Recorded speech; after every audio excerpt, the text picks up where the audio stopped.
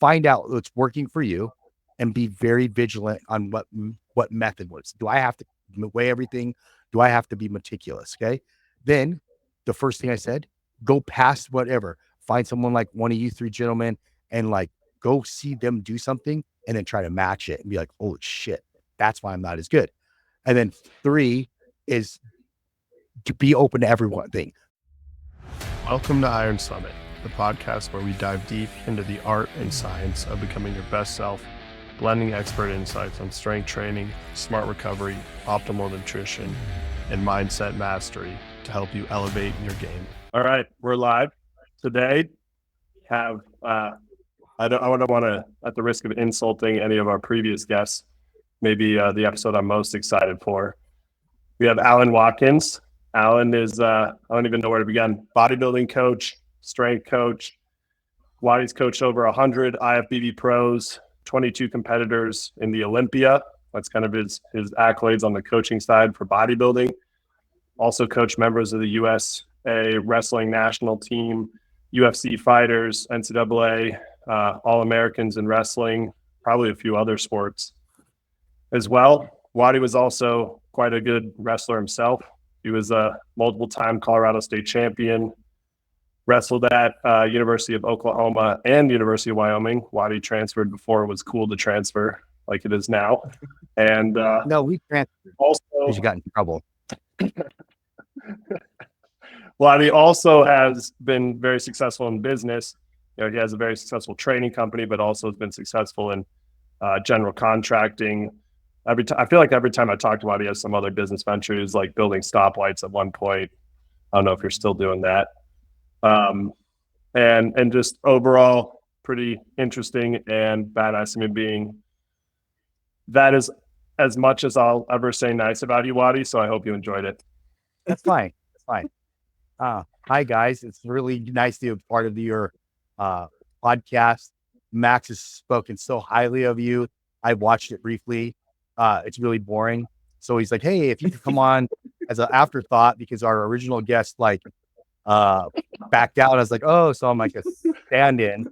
I was like, sure, I'll do it. And I go, I'm going to say what I want to say, be the person I'm going to be. And it might be a little more different than you guys. It won't be so monotone and boring and putting people to sleep 20 minutes into it. Going, yeah, you know, your glycogen levels are hitting this and, you know, your rem match and stuff. Like, I'm like, okay, we've all, let's get a little like what we really want to get after here. Can you briefly touch on Max's fake weights too? We were talking a little bit before the pod, and I just want to make sure we get that. So like you got like that Castleberry guy and you got all these guys and like every generation has them. Every city has them. Max happens to be one up in the Eagle Valley, Avon. If you haven't been up there, Mountain Barbell Gym, it's up there, 26 members, 7 pending. Got an Instagram of like 43 followers. It's pretty and you're right, which if you're facing the screen, Ramirez is something he stalked on a grinder thing and got him to go up there and lift. You know, he's like, oh, dude, you deadlift 315 for 5 reps. You're amazing. I've done that before, but mine are 4 form plates. And so that's what we mean. So he's always sending me videos. And then this is what I mean. And now I'll go back on it. Max is wildly strong. Like if you ever see Max, he's this big, dramatic, maybe Viking kind of guy that can lift a lot and what's been natural. I've had to defend that several times. But when I train him at the Arm Breast Pro Gym, this thing behind me with some of the best lifters in the world, he can never do what he says. So he's like, tells me these PRs and tells me all the shit. And then I'll test him on it. And then it'll be like, and embarrassing because I'll tell like one of the pros to come spot because I'm like a little scared. I'm like, you know, he's got to get it. He's a tall guy. I don't want to. And so I have Dorian spotting him on 405. And he gets buried. So then we put 3 plates in a 25 and he gets buried. Then we're down to like 2 plates in a 25 and he gets it for like 2 reps. So that's squat, guy. That's chilling. That's squat. But then he's telling me about this state record he's going to beat that only 10 men in the world. And I'm like, why is it always when like you're somewhere else or it's a video? So he sends me a video and it's like him pausing and he starts out with red shorts and at the bottom he has like green stripe. And I'm like, then he's back to red shorts. I'm like, dude, that's obviously even the same person. And he's like Asian in one shot and the next shot. I'm like, dude, it's not even you. It's like weird. I don't know. Can I defend myself here? Yeah, go ahead. Let me take a shot at. Usually when I lift with Watty, he takes great pleasure in this. he'll have me do like before those squats, like 300 leg extensions. And then he's like, okay, let's see what you can do. And then, of course, I'm not going to move any weight because I'm dead. Or he'll be like, let's see how strong you really are. And he'll hand me 50-pound dumbbells for incline press. And he's having me do like 17-second negatives. Sure, so yeah, it's really hard. We're trying to get you hurt, you know, like Johnny, he knows you got to warm up a little bit, a little act. So like what, and this is a Division I wrestler. This guy is wildly one of the baddest men on the planet, but you put him on like the bike for 3 minutes. He's like, oh, 30 minutes. I was like, that's 3 minutes, Max. It's like, oh, you do 12 extensions. Oh, that's 45 extensions. I'm like, there's 12, dude. And then you try to put him under 315. He's like, can't do it. And I'm like, come on, bro. Like, and I get it. You're 6'3" and it's a long ways down there, but it never makes sense for me. Like, you just try forever. He's like, I can bench 4 plates. And I was like, I didn't realize, well, I do realize this. I didn't realize what he meant was like plates are 5s, 10s, 15s a plate. I thought he meant 405, 445. He's counting the plates on both sides as well. Yeah, so he gets buried under 405, and I have to call people because I'm an old guy and I can't get it off his chest. And so I'm like, oh, then I realized he puts on 2 plates and 2 10s. That's 4 plates, so it's 260. That's how you count. I wasn't. Watty, let's get into how did you get into wrestling? I want to hear your background in wrestling because yeah, we all love wrestling here. Johnny's an adopted wrestler here too. Are you? Great. Yeah, we're starting to tell people Johnny wrestles. This is gonna be terrible. Okay, so I'm gonna tell you, I'm adopted. I was in 4 orphanages, got adopted by white folks, and so I'm a cowboy. They took me to a ranch, cowboy up, motherfucker. So my dad was telling me, he's like, you're not gonna be able to go to anywhere unless you get a scholarship. So I was like, oh, well, okay. And we lived in Ray, Colorado. I don't know if you guys know where that is. So we moved to Denver, but we wanted to move to Bot Bello. And because the culture was mixed, I got beat up quite a bit. And so they moved us over to Arvada, which was more like a different area, Mont Bello or Jeffco. So I started wrestling in Jeffco because I got my ass kicked so much. And that's how I started. So that's what got me in. We were supposed to do karate. My dad's like, we can't afford that shit. Even though you're Asian, we're not going to do that. I know it's more indigenous to your people. We're going to do shit that's like cattle wrestling. So I was like, okay, dude. And, he's Irish. And so you got to believe him because, so I ended up wrestling for like $39. And there's all these trailer park kids and you're wrestling with them. And that's how it starts. And then because you have to get good, because that's how you're going to get a scholarship, I got somewhat good, not as good as the gentleman on the screen, but good enough to like lie my way into a scholarship to a Division I. And then I came in at an age where it was bad people, Kerry Cole out, me. There's some dipshits, and we just were a little wild. So then I ended up having to transfer to Wyoming and finish there. And yeah, but I wasn't as, because college wrestling was for me, like I told Max, I wanted to be good. I just didn't, honestly, as being a coach, and I wasn't 100% accountable. I tried to know how to weight cut like you guys now. I was really resistant on certain kind of aspects of wrestling but so, you don't fulfill your potential. And I'm sure both of you two gentlemen had a lot of those, gave you a team of 30 and there's 10 bodies that warm the room, 10 bodies that could be really good. And then 10 bodies that start and do what they're supposed to do. I was the in-between, so that was my that makes a lot of sense. So what piqued your interest in fitness? Was that through wrestling? Was that always kind of in your background while you were doing it, or so how did that come about? Like bodybuilding. So I wrestled and then I would do all the sports. I was played football, all these sports. And every time I got hurt, well, actually the first time a bodybuilder was a teenager, and these guys that were in my gym that own this gym right now, they were all like steroid users. And I was a little shit talker, like 13, telling them they're a bunch of pussies. So I could tell them, like, it was this gym, actually. I was 13 years old. And I came in there, I was talking shit. And I was doing triceps and big calves, screaming. They're like, you got a big mouth. I was like, yeah. And like, well, you go bodybuilding shows. I don't know what that is. So I went and they told me, and I did the Teenage Colorado, the very first year of the NPC back in 1990. And I won. And then, so that was in my repertoire since then. Then I'd wrestle.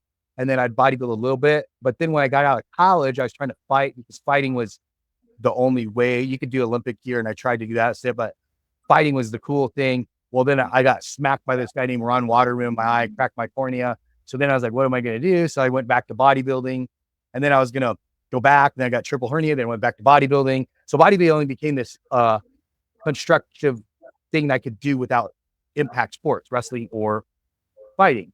And so, but at a point, then there was this thing called the pro card, and they're like, hey, you should try this, get this pro card. And then, and you know, like, yeah, they do steroids, so are you know, like what we thought. And so I had a wife, and she was an attorney at the time, and we studied, and then I just got on anabolic steroids and tried to search that for a few years. And I realized I sucked dick at bodybuilding. And so I was like, I'll be a coach because I suck dick. And I became a coach. And then that's how that happened. So, I mean, I'm a coach of all these guys, and I can tell you, like, I can like rouse you up and be like, it's not how you get knocked down, it's how you get it. I could give all those shit. But like, you know, like I've had a lot of background in all the sports, and I've just had a lot of pitfalls. And that's kind of what helped me be a good coach, was all the failures and all the shit that I wanted to accomplish. And then that helped me accomplish. Like, it wasn't success that helped me at all. It was all the half-assedness that helped me become good. That answers any of the fucking questions like 14 minutes ago. So go. Next question. No, you answered them well, Watty.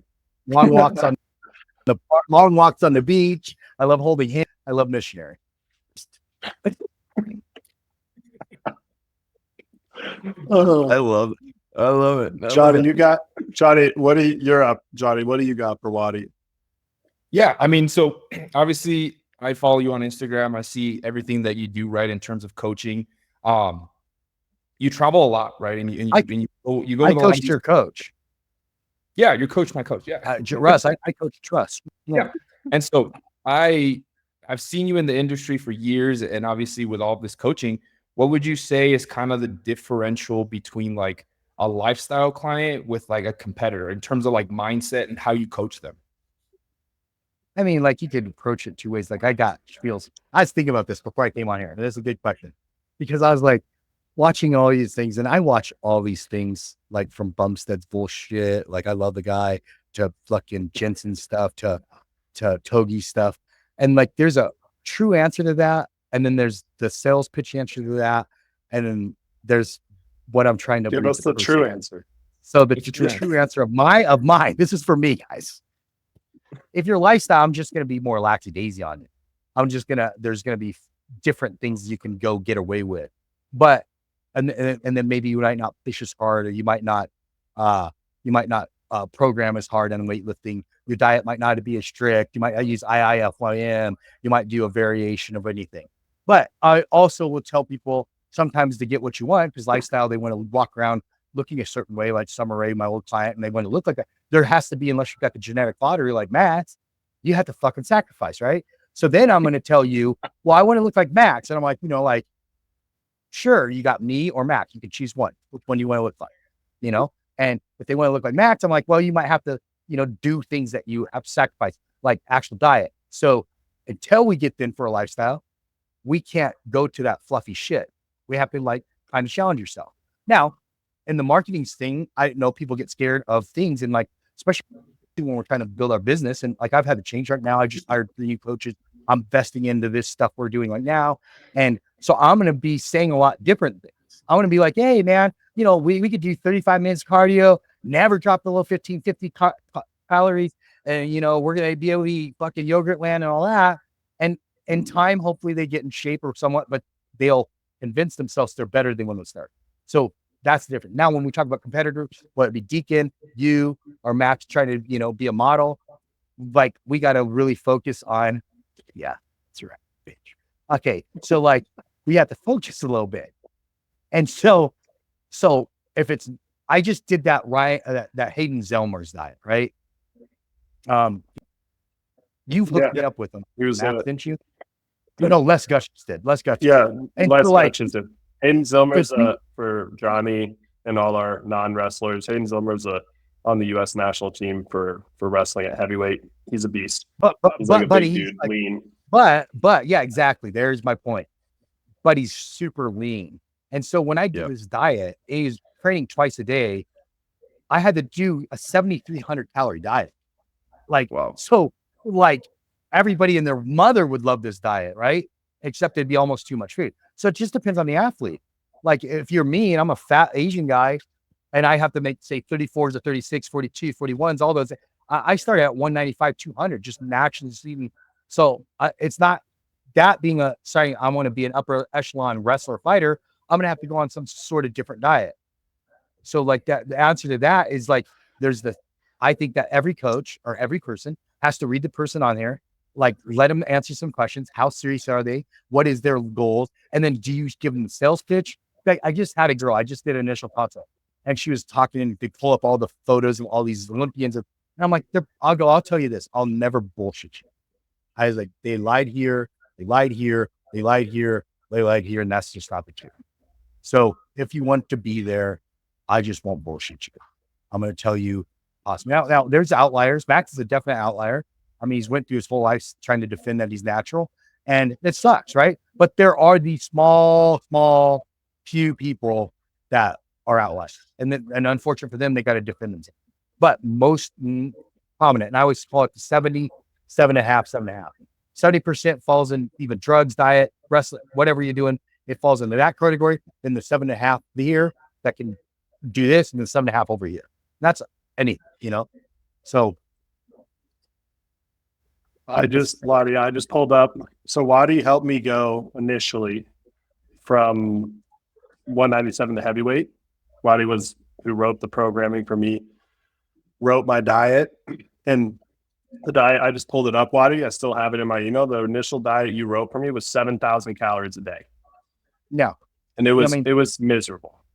But if you look at it, if you think it worked, this is fucking, it worked. But this is what pisses me off about, okay, so like we're watching like, what's that guy with the high pitched voice? He's always bashing everybody. Dan Doucette or something. Right. So like great Doucette. Okay, and then you got like Jay Cutler that came back out. I think these are some of my friends, but they will say opposite of what they fucking did. So they'll sit there and tell you guys, you don't need more than a gram of protein for lean body mass.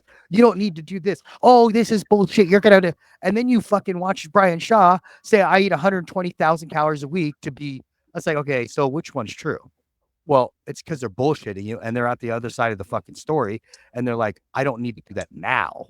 But when I want to be number one in the world, or when I want to move to from light heavyweight to heavyweight or whatever, then you have to do shit that maybe your body, it doesn't make sense. We're out. Oh, yeah. Anecdotally or science, right? So like, that's why, but sometimes it's like, those won't even make sense. It's just kind of for this individual, we got to do crazy shit and then it works. And then you tell someone like, oh, that doesn't make any sense. Well, it did in that time frame and concept of that individual. That makes any sense. So context is important, but how do you find that range when you don't know, like that's a lot of trial and error and just working with somebody for a while. It's quick though. It's quick because you can sit there and say, okay, let's just look at our faces right here. Right. We can look at our faces, maybe our necks a little bit. And we're like, okay, what do you eat, Max? Do you even watch it or do you? And Max is like, oh no, I eat like 4,000. I really don't watch. I have cheat meals and I'm drinking beer. Ryan looks a little thinner and like more like CrossFitier. So he's like, I watch everything. I eat like 1,800. My wife makes sure that I get 2 blowjobs a day and all that shit. That's why he looks like he does, like all clean cut and his beard and shit. And then like the sexy man's over here is like, I'm gay and I don't eat over 1,500. And I love gay people. So that you and Max then on the grinders, that's great. Then you got this fat Asian guy that's like 50,000 years old. And he's like, oh, dude, he's fat. And I'm like, dude, I'm doing 2 hours of cardio. So we can get a general concept of what they are, right? Ecto, meso, endo. Then you got that sliding factor of that, right? So then you're like, okay, so Ryan eats 2,500, kind of stays healthy because he wants to live and raise his kids. We kind of know where he's at. Now, how are we going to have to gain weight? Well, sometimes we increase the protein and the carbs, but he still don't gain weight. He's like, dude, I'm not gaining shit. So now you get into this wild 150, 60 grams of fat too. And he's like, I'm starting to do it. For some reason, his body needed that to start to stick, right? We go to Johnny and Johnny's like, I went on more protein a moderate carb and he starts to stick. You know, you just got to throw it out to him for a few weeks and you're going to know. Now, then the body will start doing it because then we diet worse. What's the first one? What's the first one you would modulate? Carbs, protein? Which one do you try and adjust first to get sick? Like say like you're like you and you're like, I drink a lot of beer and eat what I want. The carbs won't matter, right? I don't. Because I don't. No, but just like, you know, like you, like if you were to tell me that, you know, in this example, it's an example. I'm taking this personally, Watty. So when you guys play this back and you realize he's from Lehigh, he's like, no, I walked 4.3 miles to the classroom on the east. Okay, so you walked on the classroom, dude. Okay, that's what I meant, bro. That's what I was worried about this podcast, because I was like, I'm going to say shit, and then Max is going to be like, yeah, but 7 + 2 on the square root of that. I'm like, I don't know what you're talking about, dude. You're like wildly smart. No, but what I'm saying is, thank you. If you look at you and I can see your traps and you look like a hulking individual on the podcast, and you're like, I just eat whatever. I eat pots and drink beer. I'm not going to modulate carbs because it's not going to fucking matter. You're already there. I'm going to have to do something else. And you're like, I eat fucking $2 a day. I shoot him and and I'm like, okay, then it might be fat. Why? Because you got a lean meat and a carb and then there. So we might have to increase the fat. So if you don't know, it's probably whatever's missing in that diet. Just like, okay. Yeah. And then anything happens, like say like we start to do like, you know, I did this once. I was doing the treadmill, doing cardio, and I was like, oh, the fucking step mill is so hard. I don't want to fucking do it. But then at my house, about 2 step mills. And so I'm doing step mill. Well, I tried to go back to the easy thing, the cardio of just walking with the incline. I was like, fuck, my hips hurt. And so anything, just a change after you do something for a while is going to work for a bit, you know? And that's, I guess, why, like if you watch old school guys, and this is true, I'm not sure. And you're talking about like CNS and lifting and all that stuff. But like, if you talk to Dorian and shit, Dorian believes you could do the same workout for 20 fucking years and just modulate optimal output and time under tension, right? And you talk to Dave Lipson and they might have a different view on hypertrophy, which you do 6 to 8, change it, do a deload, all this stuff, and that works and that gains the body do. I think that all kind of works in some sense. So the diet is all at first going to work, but then you have to like, and I don't like to do this because I always say they're hokey, but you got to go get your body fat done and see where you're at and say like, what do you weigh, Deacon? 128? But yeah, what do you weigh? What do you 28? Probably 5'9"? If I'm eating good, low 80s. If I'm not, high 70s, 5'10". Dude, I can see by hey, 6 foot on the roster. He's got a medium shirt on with that but it's almost buttoned all the way up. There's no way you're 185. No, listen, I watched you wrestle. On a scale. Were you 150 when you wrestled? 157. Yeah, I wrestled 70 kilos for international. Yeah, I remember you. Yeah, 180. Come on. No, just to say, dropping 10 pounds a week. But like, if you look at him and you could say like, whatever, I don't know specifically because you're probably always been kind of fit, right? Even in high school, you might be on the upper echelon of like never being over 11% body fat and stuff. So then you say like you're kind of a hard gainer, but you're still mesomorphic because you're kind of muscular. Well, then, but you're like, come to me with this outlandish goal of being like a bodybuilder. Well, now we got to like take it right away to something we don't want to take it to, and then see where your body responds. And that's why when you see, if you ever look at the early days of Phil Heath, Nasser El-Sambati, all these old bodybuilders, sometimes their first bulk will be really fatty. They look like shit. And I did it to your brother, I think. And I've done it I do it to everybody. Their first bulk, you bulk them up and they're soft. Yeah, I'm sorry. Max's brother, Axel. They get soft and then you got to pull them really hard. And did they really gain anything? No. But what you're doing is getting the body adjusted to be able to take on that weight. So then their next year, when they go, say like, just give some fake numbers, but real numbers, like 185 for Phil Heath, he gets up to 220, comes down to 197. The next year, he's fluffy at 220. The next year he gets to 230, but only like 9%, and it comes down to 207, but harder both ways. Sometimes you got to take that body to extremes, stretching that band to get where you want in the future. But every person after their first bulk is like, and that's when they'll leave a coach. They'll be like, that coach don't know what he did. He got me all fat. Da, da, da. That's bullshit. Like, I get it. We all coach hop.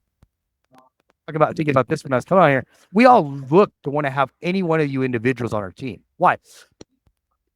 You guys are getting wildly good at your whatever you're doing, and it makes me look good. But it has nothing to do if I'm good. It's I could throw almost anything at you guys, and you guys do well with it. So it makes my system or whatever, and then I just put out a bunch of bullshit like, yeah, I use creatine monohydrate at this, and then this new thing is using the EAAs and stuff. And you're like, oh, this guy's fucking Jesus. And then like, if you look at the data on the and like, Matt with me all the time. He reads all the time. Me as in college, I get these calls all the time. And it's funny because it'd be a Friday night. I'm like, you are obviously a virgin because you're in college and calling me about, like, what do you think about this supplement? I don't know. It's 11. I'm going to titty bar, bro. I don't know. Like, I don't know, bro. I mean, congratulations. What are you guys doing? Hang out the door. Cody, what was that guy's name? Cody. It was Cody in college. Cody, they were calling. I'm not shitting you. Friday, Saturday night, 8:30 to 11 o'clock. They'd be like, Watty, so what do you think of this study? I'm like, I'm sitting there, and sometimes I'd be just pulling up to the strip club, and I'm like, I don't know. I mean, like, I'm about ready to walk in, but I'd give them an answer. I mean, these guys are well read, but in the same sense of when I'm listening to them, I'm like, well, I get what they're saying. I get what everybody's saying. And there is a construct, but we got to think about when we're testing things and we're saying things, we can take our control and make it whatever we want. And so everything we've all said and stated, I can manipulate that too. Is it true? Yeah. Is there faults? Sure. So that's the one thing I think. I don't know if that answered your question, Deacon. I think, and I'll just add to this because I think where I respect Watty a ton, and I think the reason Watty gets the clients he does get is Watty. There is the scientific knowledge, but Watty has the practical knowledge and has done this thousands of times successfully. And that's he's kind of the master of the practical wisdom when it comes to bodybuilding. Tells you three like this. We just had one of the biggest things, and like there's NFL coaches, there's UFC coaches. And I want to blast some things right now, but I can't.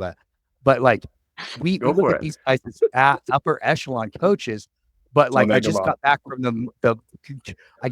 Olympia, and like there's this big drama. And I'm if you're from there, you guys know that there's some people that didn't come in, some people didn't make it, and then I got to hear firsthand why these guys are mad or what all the shit. So I'm like sitting there thinking, this is some of the biggest names in the world, and they still fucked up. They still dropped the ball, which leads to believe that we're all still guessing, and this is no Landau. I love him, but it's nothing against him. But if you come on, he coached Brandon Shaw, but made him famous. Every guy he touched right away, fucking, what was his name that fought Brock Lesnar? He made him worse because he was trying to do like a wide receiver workout, and everybody will like kill me. Like, he made me fat. I'm like, no, he didn't. Sometimes you got to train something like a beast, not worrying about the first step, not worrying about the movement, not worrying. And I'm like, give me a fucking break. Just fucking train like fucking Gable and fucking make someone puke. But no, dude, we got to make sure, you can articulate your hip and drip. I'm like, yeah, but he's going to get knocked the fuck out because this bear that's going to knock him the fuck out is going to bull rush him. So like sometimes we like muscle tech, they over engineer supplement. I get off the topic, but that's what I mean. Is sometimes these coaches are still guessing. I'm still guessing as much as I want to sit there and stand on everybody's shoulders and say, I'm so great. I'm still standing on genetic blessed people, whether it be a fighter, a wrestler, a bodybuilder. They're genetically blessed. I could give you guys that probably could have trained them and done well. Before we jump into the genetic stuff, what about like, so how much time do you think you need to stick with somebody? Because like you said, like you make somebody react big time in the first part, and how long do you want to see them with you? Because everybody wants this instant gratification, but like the coaching aspect, obviously it's a process. It takes time. They got to trust in the process of gaining some weight, losing some weight, figuring out, getting dialed in. How long do you typically want to work with somebody in order to give it a fair shake before somebody's like, hey, let me figure out a different coach? Am I trying to capitalize off their name and what they're about ready to accomplish, or am I trying to really make an impact? Because like, then obviously longer than 3 months, because you got 4 weeks you're trying to figure someone out, 4 weeks they're just getting used to you, and then 4 weeks you're driving to whatever goal, whether it be boxing, football. I mean, think of a camp, think of football, think of that. We need that. Like, that's why Tom Brady was so amazing, right? Is taking the guy that's a piece and putting him in an NFL year within 16 weeks, creating something that won, right? That's amazing. No matter what's the reason you won, it's still amazing because we know what their playbooks are like. If you think about a fighting camp or a wrestling match, like we know what November looks like and how you wrestle before November and December, you're like, oh God, that's fucking gross. Then you come back and then we have March coming up, the nationals, and you know what you're trying to accomplish and look like, and all of a sudden you're seasoned, right? So we know what you really can accomplish when you're short, especially you're going from high school to college, or you're transferring from Oklahoma to Wyoming and you got 2 different guns. Like, one has a lot of like black athletes that wrestle from 6 feet away and do these crazy moves. Wyoming has a bunch of white dudes that you bang the fuck out of everybody until they break. And one's at 7,000 elevation, one's at 2,000, sea level. So it's like, they need a little time and you need time, because back then coaches made you adjust to their style. So like, it would take me 2 to 3 months to learn how fucking style. Like, oh, now I'm not going to shoot from a low single from 18 feet away like John Smith. I have to be like Terry Brands and bang the shit out of someone until I get an opening, so that took a bit. So like 3 months, 4 months before you really start seeing like, then there's guys like you guys all see, like I watched Henry Cejudo and he would come coach when he was with me over here at Armbrust, and he was amazing at being able to take something and adapt it. He also was a 20-year-old Olympia champ. I mean, there's going to be those guys. You're a 4-timer. Are you a 4-timer? For what? Are you a 4-timer? In high school? For wrestling. Are we talking high school or college? All-American. Oh, Ryan. Yes. 4-time All-American. Or are you an All-American? Me? He's Ryan was a 4-time All-American. Can anybody hear me? I was a 1-time All-American. I can hear you. Did you not hear me? Yeah. No, you're pros. In fact, okay, we're back. Ramirez has been like the same kind of sexy bedroom eyes for like 2 minutes. So I'm not sure if he's frozen, just staring. Yeah, if he's staring at Matt. No, that's his normal. That's his normal. He's got these bedroom eyes, and I keep looking over to the right. I'm like, dude, this guy's like, shit, yeah, bro. No homo. All right. So what I'm saying is like, Deacon, I like say like this is the other thing though. So say like we kind of have the same vernacular and same talk, right? So I kind of probably could be us 3 could probably go into something and work well quick, whether it be a wrestling, because I'm like, okay, like I'm pretty much, I've watched him wrestle. I know I could explain stuff and you can know what I mean. And then bodybuilding, all that, because I know how I could explain it to you. Like, hey man, when you're doing this, say we're doing this kind of double contraction stuff, I need you to go like you're in the 3rd period and you're breaking down. You need to pull off a stand-up shot. You can kind of recruit what I need, so I can identify with you a little easier. It's when you can't, especially with foreign coaches. So like right now, everybody's using Urs and Wesley's coach that did Martin. I think there might be some other guys going over there that's famous. This guy has fucking not Tourette's. He has autism, and he's interesting. I talked to him, and he's just so smart. But it's like going over there now. You got his autistic, not retarded, but like he can autistic, whatever that is, and then he's got a dialect or some kind of accent. So you're trying to listen to this guy. That might take some fucking time to get used to that. It makes sense. Like, yeah, if you were on the same, like, I like the word vernacular, and like you relate to your client well, you can get the point across a lot better, right? You're not speaking Spanish to somebody speaking English. You're speaking the same language. Exactly. And then like, so that's like, that could be a very, like, I mean, I worked with you, Max, quick, and you guys caught on quick. First off, I think some people you're wrestlers, so that was really weird, but they were highly smart, and most wrestlers are stupid as shit. Like, I don't know if it's because they get like that fucking dramatic blackness in their brain from being 5 years old in wrestling, but you like talk to him. CTE. He's talking about CTE. Yeah, that's CTE. Like, if even me, like, I'm smart, there's just a buzzing sound going through my brain, like, because I'm not really listening to you. So with that being said, Max and Axel were wildly smart and adapted to the programming really fast and the training really fast. And Max, his brother went pro at age 19. Right? Yeah. Bodybuilding. So You see, like, that's so it's like he works it well. And I'm sure Johnny, since he knows lifting and he worked with Russ, I could probably work with him fast because he's already got this underlying tone of things are what I'm going to do. So, like, I guess that's a variance thing. And then everybody's online going to be like, oh, this guy's full of fucking shit. Yes, I am. I'm full of shit too. I saw a crumb here, and it was like, I saw a pretzel crumb. I'm like, fucking pretzel crumbs, Spirit. I love it. So what do you think? Like, yeah, what about genetics versus work ethic? Because obviously you talk a lot about genetics, especially at the highest level in bodybuilding. It's a huge difference. We don't even have to be in differentiator. bodybuilding.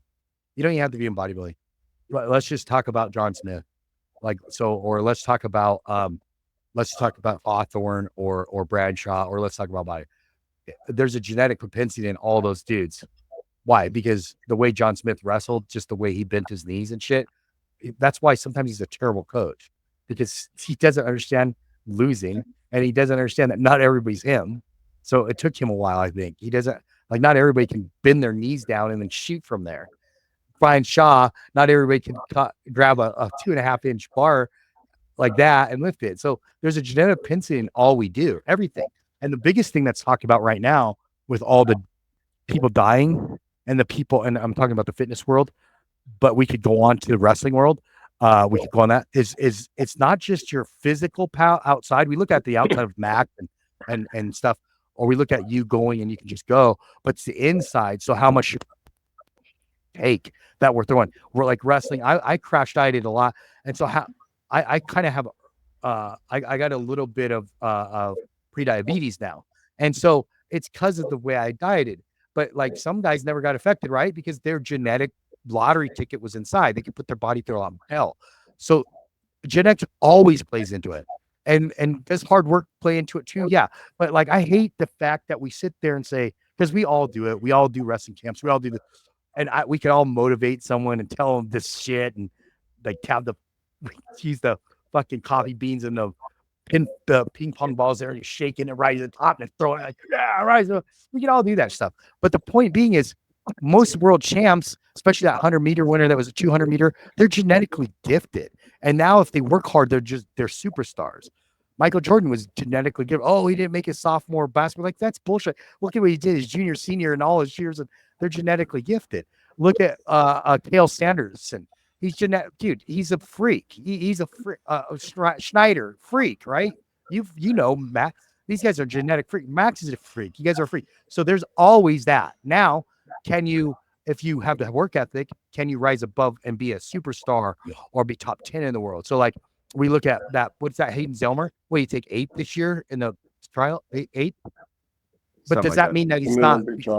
But that means there's just like 7 other dudes that are freaks too. Doesn't mean he's not a freak. It's just now you got all these freaks going.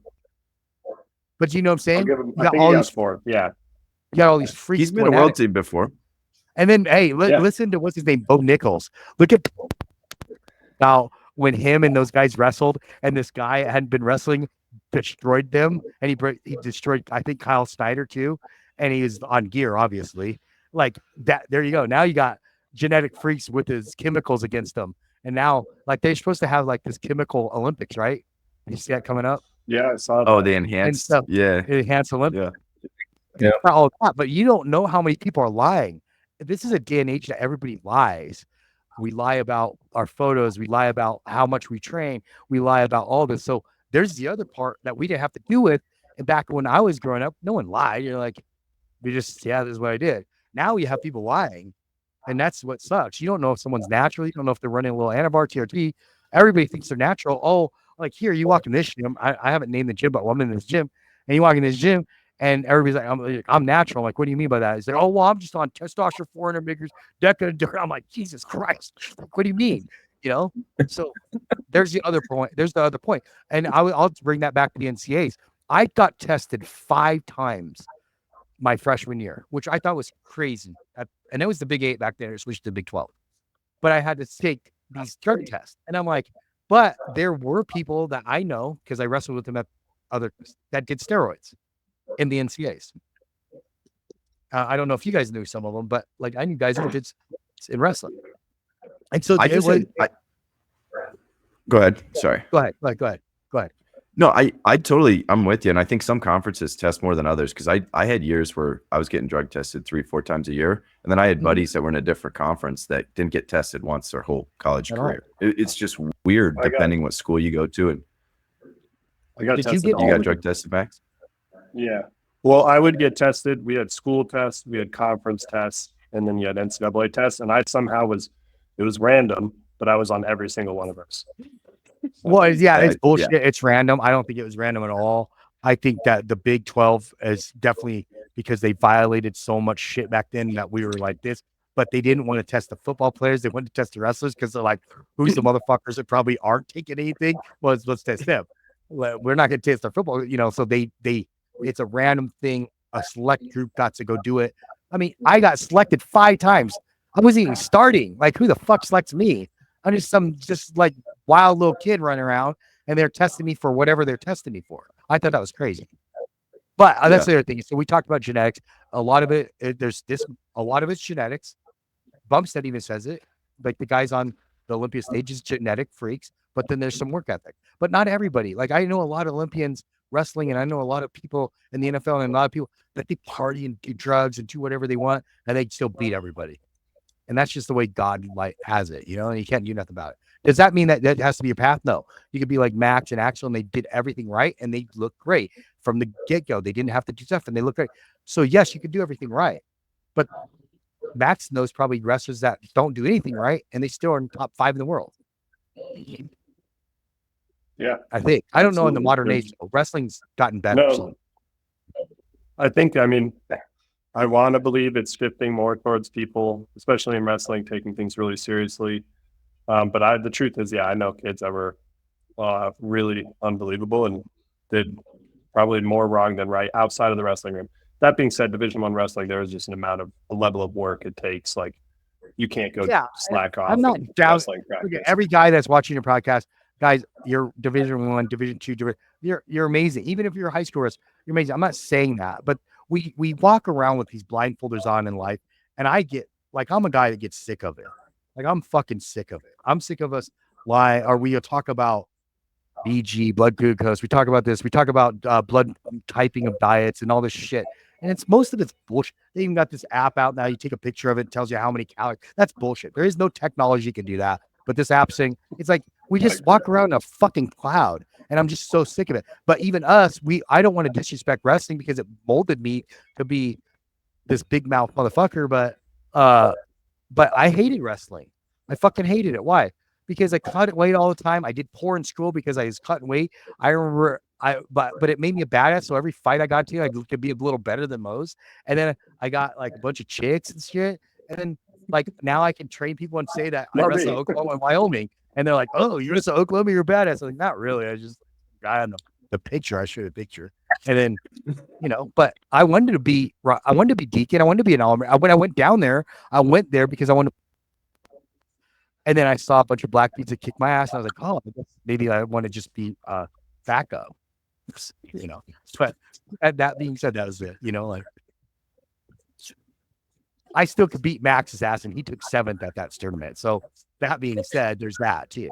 Let's not this meeting thinking that I'm a pussy. That guy right there in the central screen of U3, fuck that dude up. Let's set it up. How about it? Well, no, I don't want to. My back's hurt. My back's hurt. You backpedaled quick on that one, Max. Yeah, I strained it, looking over my shoulder because all the badasses are trying to take me down. No, but you guys think like let's talk about you, man. You like come from the powerlifting world. Half the shit you see and all these records we see. I don't know if half these things, like I've seen some guys lifting like 500-600 pounds for reps. We've seen that Jimmy Coball lift 1,400 pounds. He said he's natural, and that's a one-plied shirt. Like I mean, do you think how much is genetics, like even to carry that load? How much is the drugs? How much is it just, you know, that's for Johnny Johnny, Ramirez. you go. Yeah. See, I told you that guy was frozen. Yeah, I mean, so things with obviously genetics and work ethic, and you saying, right, like people like Max are like anomalies, right? Where Max eats 4,500 calories, he trains 4 days a week. Somebody tries that same diet, they're gonna get fat. They just eat 4,500 calories and have that sort of work ethic, right? So, what do you think in terms of obviously pulling away the genetic factor? Average Joe wants to build muscle, wants to look good. What would you say are kind of like your top three things they have to focus in terms of like maximizing muscle growth with nutrition, training, and obviously outside of that, like supplementation? Okay. I believe in everything that we do. That's why everybody should work on a ranch or go to a Division I room, because we think or be a Navy SEAL or whatever. We think we push ourselves. So that's the first thing. Learn that we do everything around 40% of our capability. And then when it gets hard, we quit, whether it be our marriage, our faith, our exercising. So anything you do, learn how to do harder and better. Second of all is be more vigilant. And I was thinking about this before this. I use this analogy of like, if you got a 99 out of 100 on a test, would you be happy? Or would your kid got it? Would you be happy? Yeah, it's an A. And you did it 30 days in a row. Would you be happy? Yeah. And then we did it 3 months in a row. Would you be happy? 99 out of 100. Yeah. But how many table? You left 90%. So like girls are like, oh my God, I've only lost 2 pounds in 2 months. Well, that's why, because they fuck up enough that they think they're doing it right. Or we fuck up enough that we don't understand. But then they're throwing that out. That's not true either, because the guy that you had on the podcast is like, I want everybody to like really do, and they don't understand how much they're not in a deficiency per week. And I was like, that's bullshit, because you could still not, it doesn't have to be perfect. There could be a variance. So, and the both sides is find out what's working for you and be very vigilant on what method works. Do I have to weigh everything? Do I have to be meticulous? Okay. Then the first thing I said, go past whatever, find someone like one of you 3 gentlemen and like go see them do something and then try to match it and be like, oh shit, that's why I'm not as good. And then 3 is to be open to everyone thing. The biggest thing I could say on this thing is everybody's going to come on here is going to give always like stats and this and that. It all works. It all works in the world. Try it all. Try it 3 times. Sometimes it works, sometimes it won't, and then it works. You know, don't be open to everything. Now, I don't know about like cocaine and shit. You might die the 3rd time, but like those things, you know, do 2 times. Heroin, you might want to not do it 3 times. Just do it once. That tranny that you had in Vegas, do that once. Don't tell anybody. Because why? That shit stays with you. But you know, those things are outliers, right? We have outliers. Those things we don't try 3 times, but everything else we tried 3 times. Make sense? Yeah, definitely. And I think obviously a lot of people, like you said, right, they don't really, they think they're working hard, but they are maybe at their capacity, because as soon as things get a little bit hard, they sway away. They try to act like it's a lot harder than it really is, and then they don't really see that progression from pushing themselves to actual maximal effort. Like, did you ever watch that thing with Chris Bumstead and David Lade? I actually, Yeah, did you? I did. Guys, and did you hear David? And I love David. David's a buddy of mine. I love David, but you never say that around someone with Bumstead that's trained with Hani and everybody. He's like, are you done weight or is it? He's like, no, I'm saving myself for the rest of the workout. He's like, that'd be like saying that in front of these two. Like, oh, I don't want to tire myself out. We still got an hour, and these guys would probably look at you like, no, you tire yourself out right now. And if you only last 10 minutes, then you better keep going.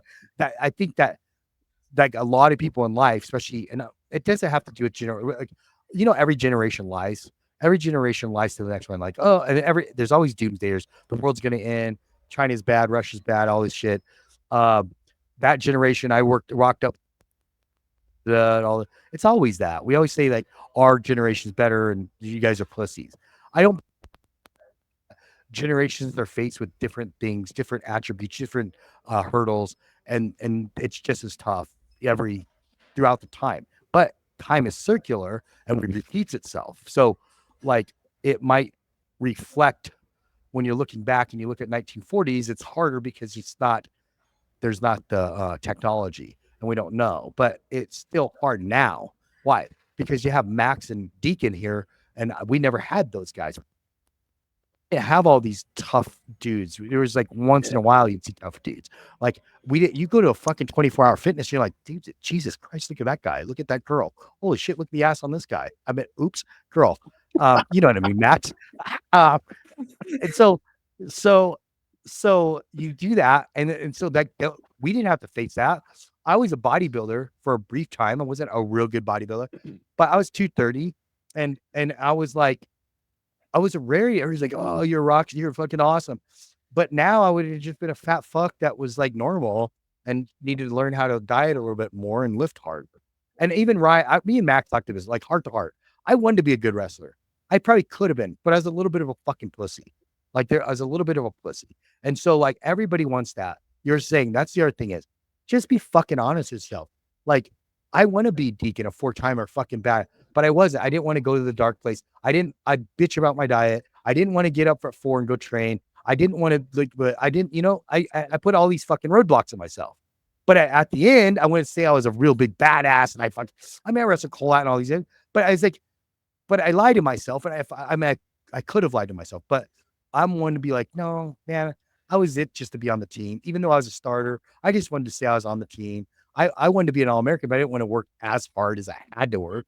I got beat by a few guys and then I would be like, fuck, all right. And then Coach Johnson or Matt Johnson, I was Matt Johnson, just like, come in, do watch videos. Like, yeah, fuck you. Like, no, so we lie to ourselves. That's the other thing. We lie to ourselves and we want to be built like Max, but Max even said that. It's like, if all these guys want to be me, they wouldn't want to be me. Why? Because Max started watching at a young age and he was vigilant on his diet. He wasn't out partying. He was sitting there calling this Asian guy in Colorado talking about, hey, what's this study? But it took him to be that great, right? Everybody else, like me, I was at Oklahoma getting fights, felony fake ID, beat up some fucking dude in a fraternity, but that was cool as shit. Try to get chicks and stuff, but I was college like that was the truth, man. I was like, fuck yeah, so that's the truth. And then I got, so that's that. So if you want to be good, be honest with yourself. How much effort? I think Jessica Mahaley says, be 100% accountable. I've even done that with my emails. Like, am I really doing everything I can be as a coach, as a businessman, as a ex-wife, as a man? I asked my wife 2 weeks ago, my ex-wife, what could I do better? What did I do wrong? What didn't I do? And it's hard to fucking hear. So she tells me, and I'm like, you want to respond a different way because you have your reasons why. So like when you want to be a good power lifter, you're like, well, what can I do? And you're like, oh, that's bullshit. Well, then do it for a bit. See if it's bullshit. And you're like, usually I call out everybody online. I'm like sitting there at the depths of the night going, fuck this guy. Fuck him. He said, oh, fuck that guy. Fuck her. And then I do it. And I'm like, yeah, I get it. And then I adopt it in my principles. Like, yeah, like I came up with the shit. No, I didn't. It was some other guy. So that's it. Be honest.